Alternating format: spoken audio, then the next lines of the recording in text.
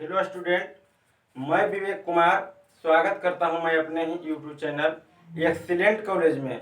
आज के पीछे वाले वीडियो में हमने कड़वक के बारे में बताया था, जिसके लेखक थे मलिक मोहम्मद जायसी। मलिक मोहम्मद जायसी का जन्म सन 1992 ईस्वी में अमेठी उत्तर प्रदेश में हुआ था और मृत्यु 1548 ईस्वी में हुआ था। ये अनुमानित है। जिनके पिता का नाम ममरेज था। और देखिए, जो होते हैं उत्तर प्रदेश में के ज़्यादा कवि होते हैं, हिंदी के जो जितने भी अधिक कवि होते हैं वो ज़्यादा करके उत्तर प्रदेश के ही होते हैं। बिहार के एक कवि हैं जिसे राष्ट्रपति कवि भी कहा जाता है, जिनका नाम है रामधारी सिंह दिनकर। आज के पीछे वाले भाग में कड़वक मलिक मोहम्मद जायसी का जो है भाग 1 में हमने बताया था। क्या बताया था? कवि को चेचक के कारण एक भाग का यानी कि बाएं साइड का कान और आंख जो था खराब हो गया था। और उस वीडियो में हमने बताया था कि कवि का जो एक आंख है वो कैसा है, तो वो गुणवान है और कवि की वाणियों को जो सुनता है उन पर मोहित हो जाता है। उस कविता में हमने आम के बारे में बताया था, मंजरा के बारे में बताया था और तारों के बारे में बताया था, शुक्र ग्रह के बारे में बताया था। ग्रह के पास में अपनी रोशनी होती है लेकिन तारों के पास में ऐसा नहीं होता है, इसके बारे में भी हमने बताया था। तो आज का हमारा टॉपिक है वो है कड़वक, जिसके लेखक है मलिक मोहम्मद जायसी और ये भाग 2 का वर्णन किया जाएगा। देखिए, पहला जो हमारा कविता है जिसको छंद बोला जाता है, हिंदी में इंग्लिश में स्टांजा बोला जाता है, उसके बारे में देखिए हम बता रहे हैं। देखिए लिखा हुआ है, कवि मोहम्मद यही कवि जोरी सुनावा, सुना जो प्रेम पीर गपावा। यानी कि कवि मोहम्मद जो है, कवि मलिक मोहम्मद जायसी जो कहते हैं जोर से सुनाते हैं। क्या सुनाते हैं? कहते हैं सुना जो प्रेम पीर पावा, जो प्रेम की कहानियों को सुनता है, जो प्रेम की पीड़ा के बारे में सुनता है, वह मोहित हो जाता है। देखिए आगे लिखा हुआ, जोरी लाई रखत कैलेई, गाढ़ी प्रीति नैन जल भेई। जोरी लाई रखत कैलेई, जैसे जोरी का अर्थ होता है जोर देना और लाई का अर्थ होता है जिसे कि हम लोग प्रगाढ़ बनाते हैं, तो पोस्टर चिपकाने के लिए हम लोग प्रगाढ़ बनाते हैं और प्रगाढ़ के साथ में पोस्टर पर लगाते हैं और दीवार में जब चिपका देते हैं तो जिस तरह से दीवार और पोस्टर में संबंध बन जाता है, ठीक उसी प्रकार से भगवान और कवि मलिक मोहम्मद जायसी के बीच में संबंध बन गया था, प्रगाढ़ बन गया था। इस पंक्ति के माध्यम से देखिए बताया जा रहा है। लेई का अर्थ समझते होंगे, आटा से जो हम लोग लेई बनाते हैं, उसी तरह से कवि मलिक मोहम्मद जायसी और उस ईश्वर से संबंध बनाया गया था। देखिए लिखा हुआ, गाढ़ी प्रीति नैन जल भेई। गाढ़ी प्रीति का मतलब होता है गाढ़ा प्रीति हो गया था, अधिक खुशी हो गया था, जिसके कारण कवि मलिक मोहम्मद जायसी का जो होता है नैन से खुशी का आंसू गिर रहा था। आगे देखिए लिखा हुआ है, ओ मन जानी कवित अस किन्हा, मकू या रहे जगत मा चिन्हा।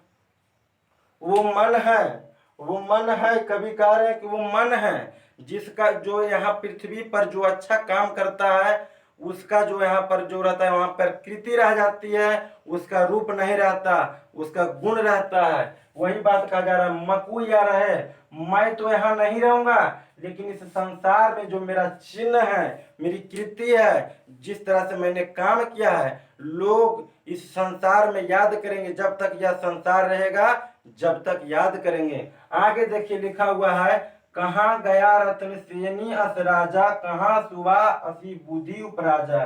देखिए भाग 2 में जो बताया गया है, अल्लाउद्दीन खिलजी के बारे में बताया गया है, रत्नसेन के बारे में बताया गया है, पद्मावती के बारे में बताया गया है और उस जो सुगा था जिसको तोता बोलते हैं उसके बारे में यहाँ पर बखान किया गया था। यहाँ पर देखिएगा आगे लिखा हुआ है, कहाँ गया रत्नसेनी अस राजा।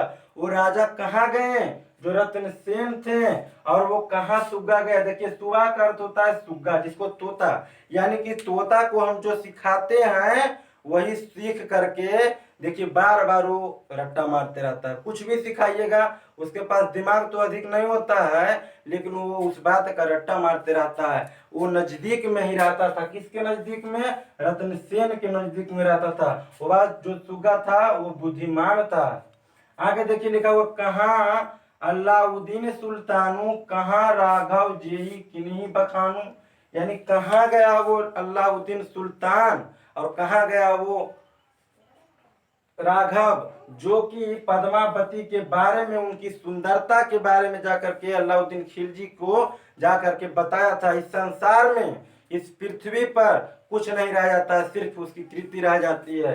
आगे देखिए लिखा गया, कहाँ स्वरूप पद्मावती रानी, कोई ना रहा जग रही कहानी। यानी कि कहाँ गई वो स्वरूप, कहाँ गई वो सुंदरता जो अद्वितीय नहीं थी पद्मावती के समय में, उस समय से अद्वितीय नहीं था। यानी कि इसके समय में इससे ज्यादा कोई सुंदर नहीं था, जिसे पाने के लिए बौखला गया था, मन को उतावला कर दिया था। कौन? अलाउद्दीन खिलजी। इस संसार में कोई नहीं रहा, ना अलाउद्दीन खिलजी रहा, ना रत्नसेन रहा, ना पद्मावती रही, सिर्फ उसकी कहानी रह गई। संसार में सिर्फ उसका कहानी रह गया। आगे देखिए लिखा हुआ है, धनी सो पुरुष पुरुख जस कीर्ति जासु, फूल मरे पै मरे न बासु। ये जो अष्टांजा है, ये जो छंद है, देखिए बहुत ही लाजवाब है। किस तरह से लिखा हुआ, धनी पुरुष, धनी सो पुरुष जस कीर्ति जासु। इस धनी पुरुष यानी कि धनवान पुरुष वो नहीं है जिसके पास में धन अधिक है। जैसे मुकेश अंबानी के पास में अधिक धन है तो वो धनवान नहीं है, वो मर जाएगा, उसकी कृति कोई नहीं जानेगा। लेकिन इस पृथ्वी पर जो अपनी कृति को, अपने गुण को इस पर बिखेरा है, जैसे महात्मा गांधी भारत में हो गए, सुभाष चंद्र बोस हो गए, चंद्रशेखर आजाद हो गए, अपनी कृतियों से प्रसिद्ध हैं। ठीक उसी प्रकार से कवि मलिक मोहम्मद जायसी जो है अपनी कृतियों से प्रसिद्ध हैं। कहा जा रहा है इसमें वो धनी पुरुष कौन है? जो अपनी कृति को बचाए हुए हैं। धनी पुरुष वही है जो अपनी कृति को बनाए हुए हैं। फूल मरे पाए मरे न बासु। फूल को अगर गुलाब के फूल या तो चमेली का फूल या तो गेंदा के फूल को हम अगर तोड़ करके इस तरह से सूंघेंगे तो उसमें जो होता है सुगंध आएगी। अगर 10 दिन के बाद भी उसे तोड़ करके रख देंगे और उसे फिर सूंघेंगे तो उसमें सुगंध रहेगी। फूल तो मर जाता है लेकिन उसकी सुगंध रह जाती है। यानी कि कहा जाता है पृथ्वी पर तो मनुष्य मर जाते हैं, देहावसान हो जाता है, डेट कर जाते हैं, लेकिन उनका जो होता है स्वरूप जो होता है वो इस पृथ्वी पर रह जाती है।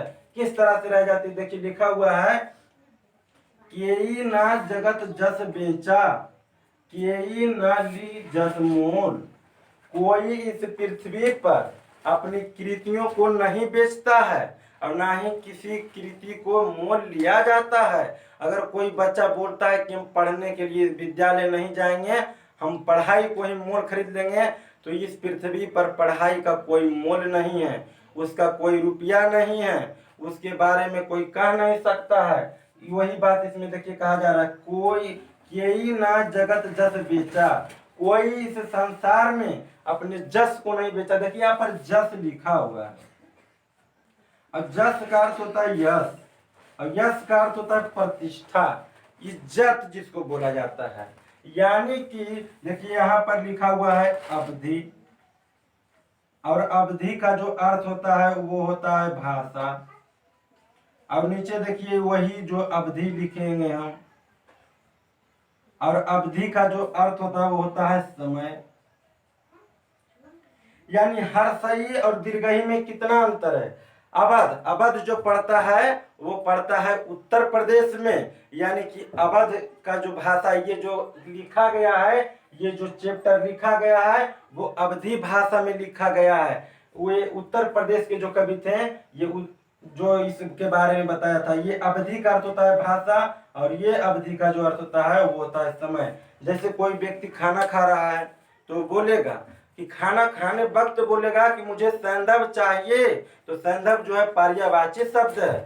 सैंधव मांगेगा तो वहां पर हम नमक देंगे। अगर कोई व्यक्ति कहीं जा रहा है, उसके घर में घोड़ा है, तो वहां बोलेगा कि तुम हमें संदर्भ ला कर दो तो हम वहां पर घोड़े का प्रयोग करेंगे। ठीक उसी प्रकार से इस शब्द का यहाँ पर प्रयोग किया गया है। आगे देखिए लिखा हुआ, जो यह पढ़े कहानी हम सांबरे दू बोल।